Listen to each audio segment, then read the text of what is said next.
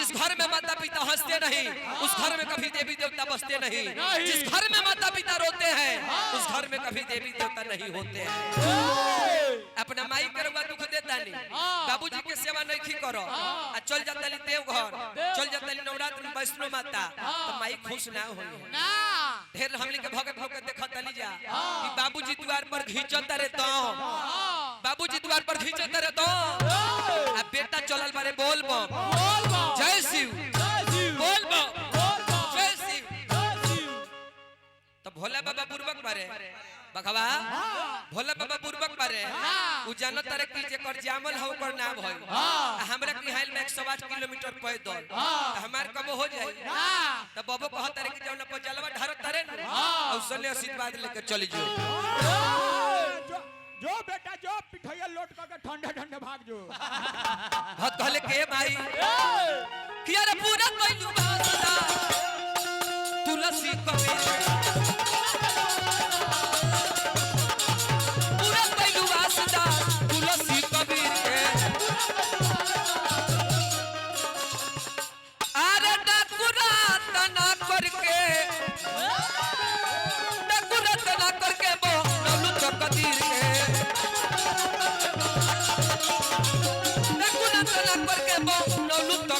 के माई के कृपा हो। कालिदास यू मूर्ख रहले कि जब डार पर बैठल रहले वही डहिया के रेतत रहले आवे जाला लोग के कहत कि हट जा ना तो गिरी तो दबा के मर जइबो। आ ओकरा पर जब माई के कृपा भई त महामहिम प्रचंड विद्वान कालिदास कवि कहा गई महाकाव्य के उपाधि उनका मिली। बहुत कहले के माई ए माई हर पूरा कइलू बासना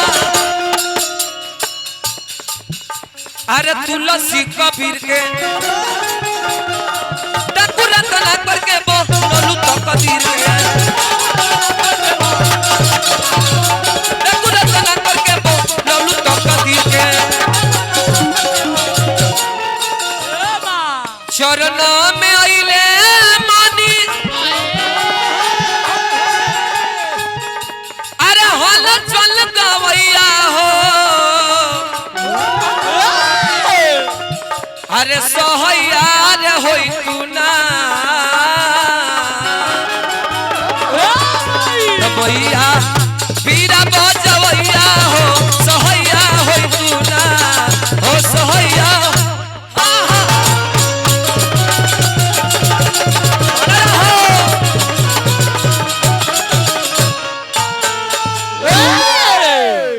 समय बड़ी कम बा बाकी 1 मिनट में मात्र 1 मिनट में तनी एगो खूब सुंदर भजन बजा दो काहे कि माई के हमने के दरबार में बानी जा तो वही माई के को तनी भजन बजा दो कि सब लोग एकदम भक्ति में रम जाए। हेलो साफ लाश ला दबा दो सबेरे ले दूसरा जकर के भेरी जाली चलो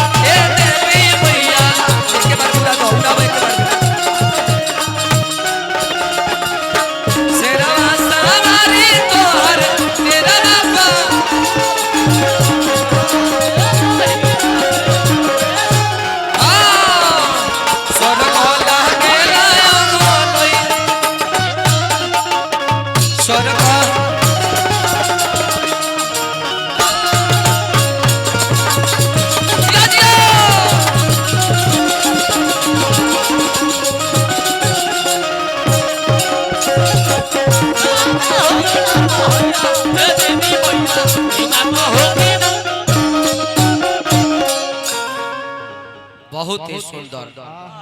ऐसा ऐसा कुली धुन बाजे के चाहिए चाहे बेंजू वाला का मनी हो ये मतलब इतना है सुंदर मास्टर भजन बजाती हले हाँ। कि शेरवा सवारी राउ डेरवा पहारावा हो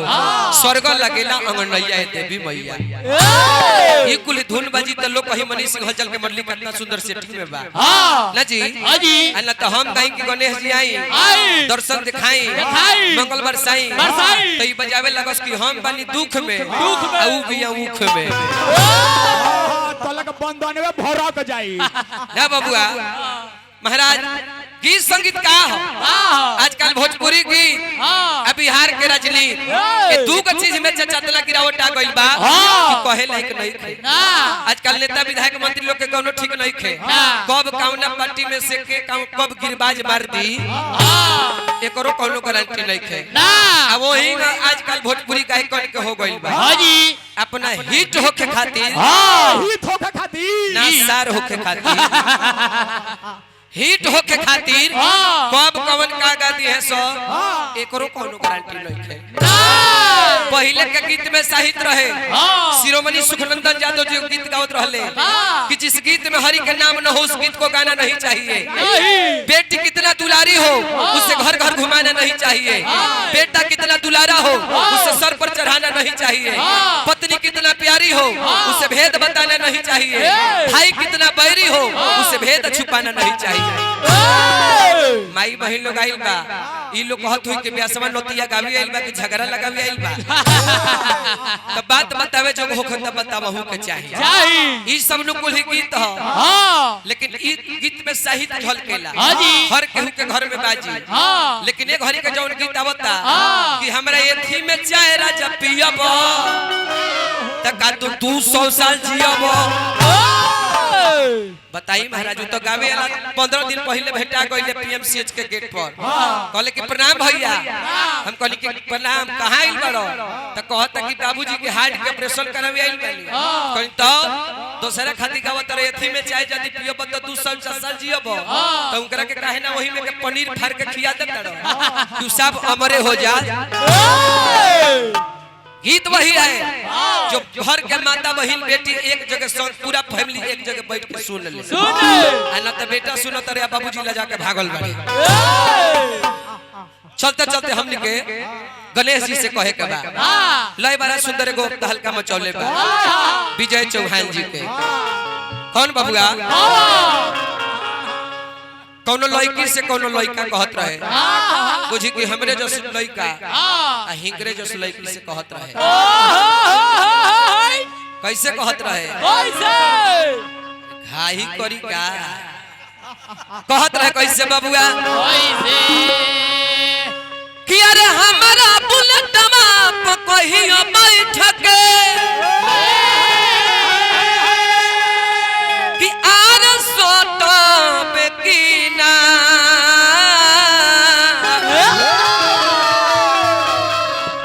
अरे बोल बोल रे पत्थर की अरे बोल बोल रे पत्थर की अरे हमारा से फोटो पे कीना ये कहे के बा पटे के नहीं खे हम भी कहीं और सेट हैं लेकिन कहे के बा गणेश जी से कि ये बाबा आई मंगल बरसाई हर मंगल के देवता भेजतानी देवता मंगल के देवता भेजतानी देवता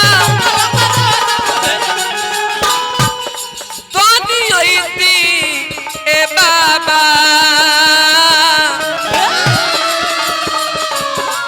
आज मोर सुमिरन में आके मोर सुमिरन में दर्शन देखई दिए बाबा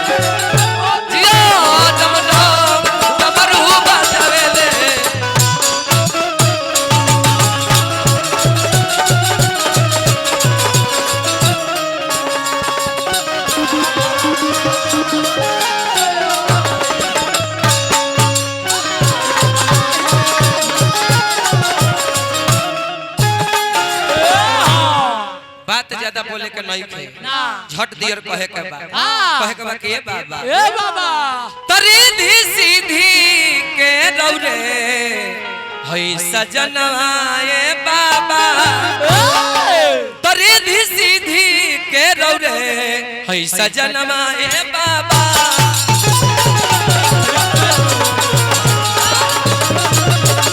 रिधी सीधी के रौरे हई सजनवा ए बाबा कहीं कहीं लिखल बा रिद्धि सीधी कहीं कहीं लिखल बा सीधी बुद्धि हाँ कहीं कहीं प्रमाण तक कि गणेश जी के 3 जली मेहरानी रिद्धि सीधी एक जली के नाम पुष्टि हाँ बोले के बाबा ए बाबा अरे सुभाना भवान रमु रे ललनवा ए बाबा ए बाबा और का आओ जी जल्दी से आई मंगल बरसाई जल्दी से आई मंगल बरसाई अरे तेरे नाल न पैती हे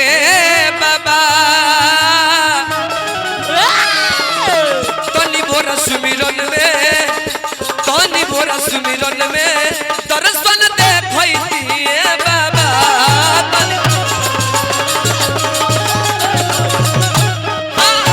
तनी बोरा सुमिरन में दर्शन देखैती हे बाबा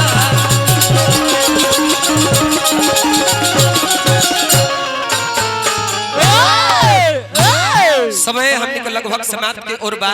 चलते चलते एगो माई के पचरा गा देवे के बा ना बबुआ हाँ जी काहे कि हमने के नवरात्रि का 10वीं तिथि बा हाँ तो माई के दरबार में अनेकों भक्त लोग जाला जाला अगर सुमिरन में तनी समय बढ़ जाए तो अगला काल में समय काट देला के काम बा हाँ जी काहे कि साज बज मिलावे में तनी देर हो सकेला हाँ साउंडो बहुत वीआईपी बा है बड़ा भेटा गनी सुन ना खूब बढ़िया बा जइबो अपने पाहुन के साउंड पे गइबो आज खाती है हमने के बारे तिवारी साउंड सब हेडफोन लगा के लोग है बजा रहे जहां जे साउंड मंगबो साउंड में कम कर हे बाबूगा माई के दरबार में लोग भक्त लोग जाला बाकी माई के दरबार में भक्त लोग के अलग भाव बा भक्ति लोग के अलग भाव बा आ भगत लोग के अलगे भाव बा तो ओझा सोखा लोग भगत लोग जब माई के सुमिरन करी वंदना करी तो उ लोग पचरा कैसे गाई कहे के बा कैसे कहेला लोग कैसे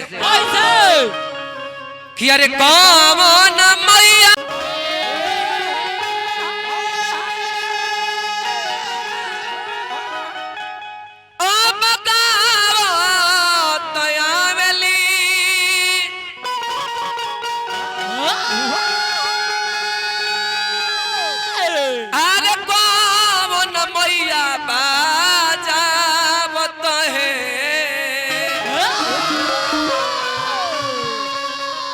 हुरका बाजी प्रखाउज बाजी मानर बाजी तब तक हुरका बजावे के टाइम नहीं खे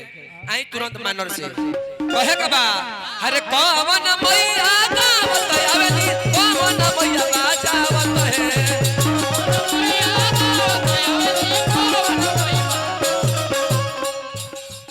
अरे कौन मैया गावत आवेली